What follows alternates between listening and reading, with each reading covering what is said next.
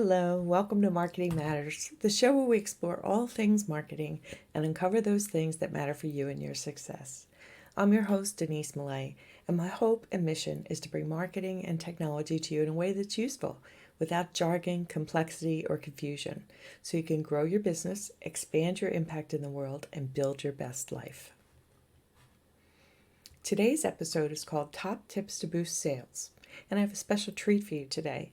I'm joined by two of my favorite entrepreneurs, Donna Bender and Maureen Edwards, and we'll be sharing our top tips to boost sales as you approach the end of the business year. So let's get started. Well, actually, before we get started, I want to share a quote with you from Henry Ford. We all know who he is. If everyone is moving forward together, then success takes care of itself. I bring this quote to you today because I love collaborating and sharing common ideas. Aligning with like-minded people, it makes business building and growing so much easier and so much more successful. If you have opportunities to work with other people in your field or other entrepreneurs, business owners, take that opportunity, listen to other people's ideas, and help your own mind grow, because we can't all know everything. And so it's always wonderful to have relationships with people that can help us and we can help them. So it's mutual. So today we're discussing how to increase your revenue as the end of the year approaches. You might call it the final push before you close out the year financially. And why does it matter, right? Well, as a business owner and entrepreneur, we spend the year building and growing our business. We find leads, we convert them to clients, produce results for them. We're paid for our efforts, and then the cycle continues, right? That's what we spend our time doing. The last quarter of the year is the time to clean up all the outstanding work for the current year, so we can keep the revenue for the work done in one year in that current year. And that's a financial thing, and hopefully we can do that. It doesn't always get to be that clean, but it's also a time to bring in additional sales as much as possible and set yourself up with a cushion for the upcoming year and with some things in the pipeline so that you can start that year out with a bang, right? Or with a big push. And then you might also have things you want to try to do in the upcoming year, like attend a new conference, join an association, launch a new product in the upcoming year. You might want to try some new things. And if you have additional funds that come in at the end of this current year, then you'll have that cushion. You'll be able to act on those ideas and put them into your schedule and plan for them. And it'll make the year easier to go forward and have some things to look forward to as well. Today we're joined by my friends and fellow entrepreneurs, Donna Bender and Maureen Edwards. We're going to talk about boosting sales, the top tips for boosting sales at the end of the year. Donna Bender is the president, CMO of the Donna Bender Company, a branded marketing, corporate gifting, and promotional strategy company. Donna is a born givologist and approaches business differently. She has proven that you can build a meaningful, fun, and profitable business by giving with no strings attached. Her specialties include, of course, besides being a chief givologist, she's a branded marketing expert. She is a strategist for gifting programs. She's the creator and host of an online video series called What's Your Expertise? She's an event speaker, and she's a creative consultant. Donna is passionate about sharing her proven business gifting strategy with business executives and entrepreneurs to increase their business by giving. Maureen Edwards. Maureen Edwards is an award-winning branding, marketing, and business strategist, as well as a two-time award-winning inventor. She's built 6 profitable companies from conception to commercialization and has worked with hundreds of entrepreneurs to start, turn around, and scale their businesses. Her mission is to take the heart out of the entrepreneurship and for at least one small business owner a day, and by eliminating the mistakes, overwhelm, and complexity that derail success and sustainability. She's a frequent keynote speaker, podcast and TV guest, national instructor for small business organizations, and lead instructor at university colleges. Her motto is, you don't need to know everything in business, just what works. So let's get started in my conversation with Donna and Maureen. And I'm so pleased that they are here.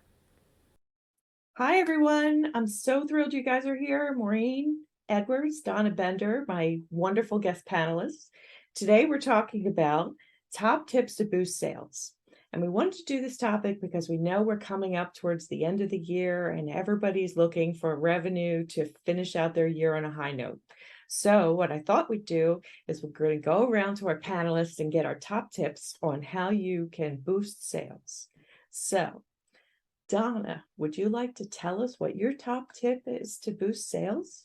Yes, my thing is, especially at this time of the year, is acknowledging your clients and showing appreciation. And the way to do that is by really having a marketing part of your marketing strategy and reinvesting in your clients.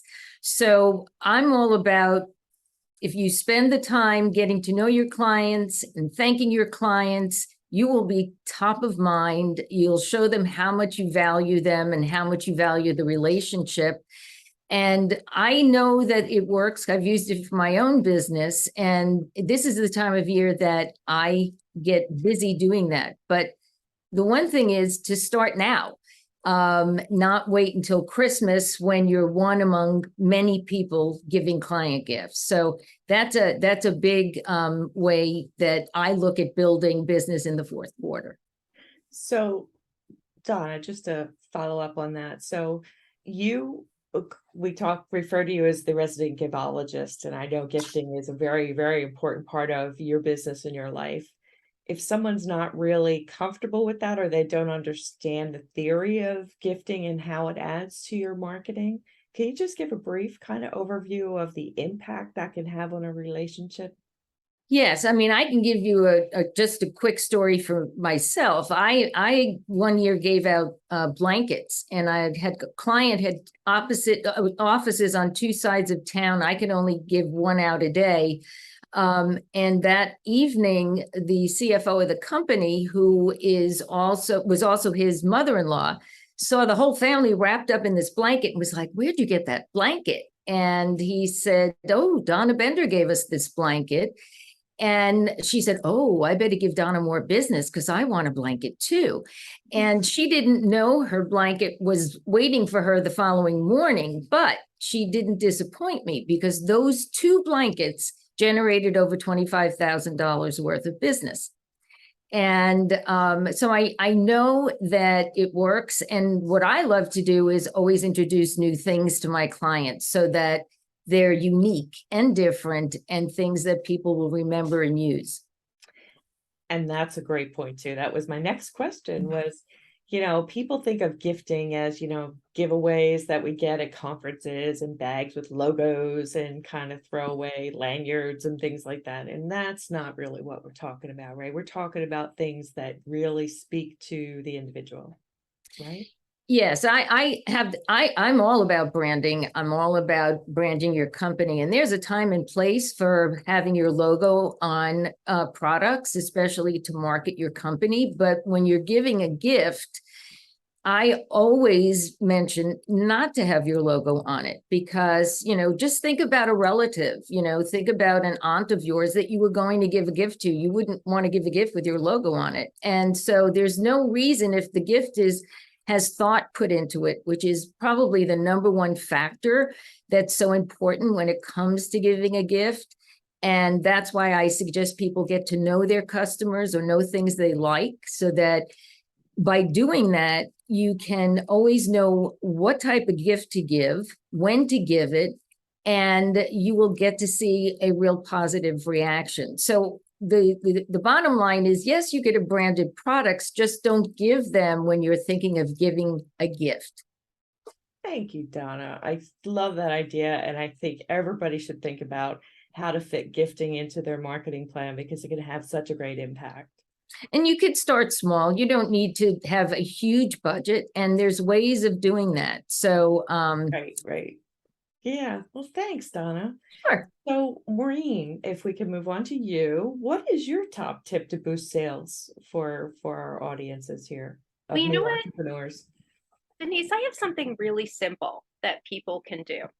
So when somebody's coming to your website and they're searching for a product or even your services, they may be just one dimensional, just thinking about one thing, let me get it and let me move on. But it's really important for us as business owners to remind them of all the other things that they have available. A good example is if you sell a bar of soap, shouldn't they also know about the great moisturizer you have and the great hand creams you have? Sometimes they just need a reminder. So this is cross-selling, it's upselling. And if you see, Amazon does this all the time. Don't you see that people also purchased this? Or you may also like this. And they do that for the psychology of reminding people that we have other products that can complement what you were looking for. So what I really like about this, at the end of the year, we have that extra push. We want to do something extra for the holidays, extra for our customers. And so I recommend that you sell your regular product at a regular price. Don't discount it. But then the cross sell and like the upsell product, you give them 20% off if they purchase that. It gives them the opportunity to try something new, complement what they've already had, and it increases your revenue because you never got that other sale, right? Right. So I really recommend doing this because I've seen this drive revenue, and you can look at the big companies and how they do it as well. Now, if you have client services, people may think, well, wait a minute, how am I going to really piggyback off that? And it's as simple as, let's say you provide digital media strategies for people, right? You do their posting and engagement and handling their business page. Mm-hmm. But how about saying, this is a service we've been giving you.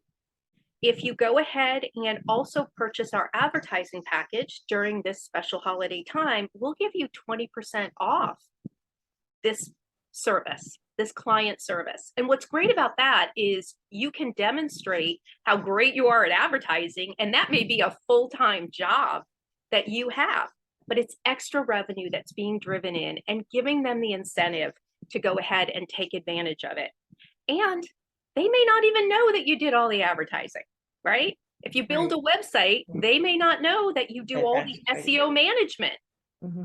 Not something necessarily on their radar. They're kind of just do this, and it's up to us if we want to grow our business and serve our customers to be able to provide that, we're multidimensional and we have products that can change their life, not just one, but many. Now that's a really, really interesting point. I love that upsells and cross-selling. It sounds technical, but it's not really. It is all about, others have purchased this and this goes well together, and take a slight discount if you buy all 2 or 3, or it just is such a great way to have a great bottom line impact. It's so fantastic. When we talk about digital media and we talk about things that our customers don't know we do, how do you present those salesy kind of approaches without being, if they're not used to hearing salesy messages from you? I don't think anything should be salesy. We should always be going with the approach that we're here to serve you, to move your business or to improve your life in some way. Mm-hmm. How do we change their life?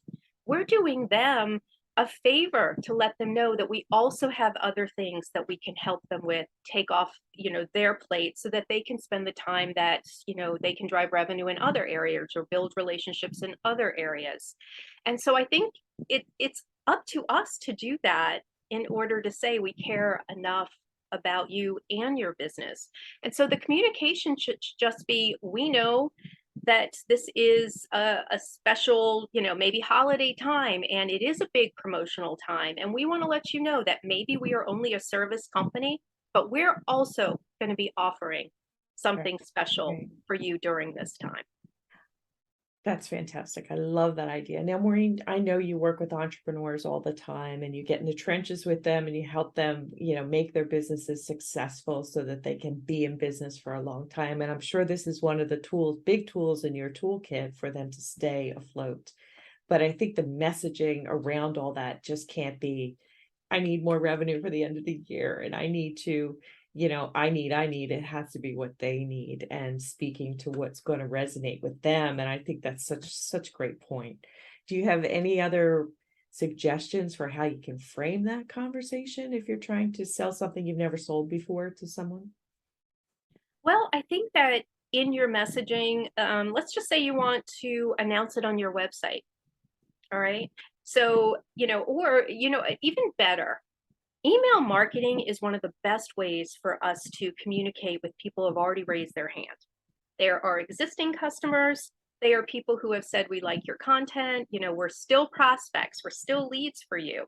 And I think it's really important for them to, have a conversation, even in an email, where you say to them, hey, we've been helping you with this. You've been a client for a long time. Here is a special opportunity. You may not be aware we do this, this, and this, and have been able to get these results. And we want to offer only to you as our customer, this would be existing customers, a 20% discount for sticking with us, having a relationship with us. And so really nurturing those existing customers, I think, could be the easiest way for you to start.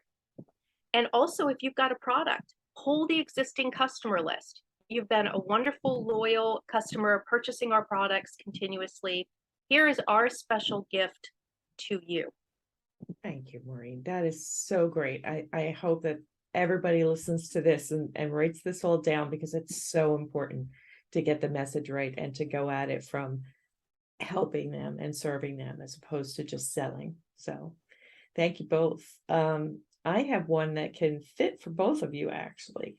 I was thinking that it would be fantastic for everyone to put their current most important offer onto their homepage at the top on their websites. And I do findability and I do websites. And so for me, I know if you make a change to a page, then Google is going to read it again and recatalog that information and bring it up to search results and read all your current things. So you'll get that offer into the pipeline and more people will be able to see it if you put it front and center on your homepage. And I don't mean flashing neon sign or anything like that, but I think putting something up there to put your current offer at the top, and then maybe driving your social media to it to get more people to look at your current offer is also a good way to expand your sales opportunities for the end of the year.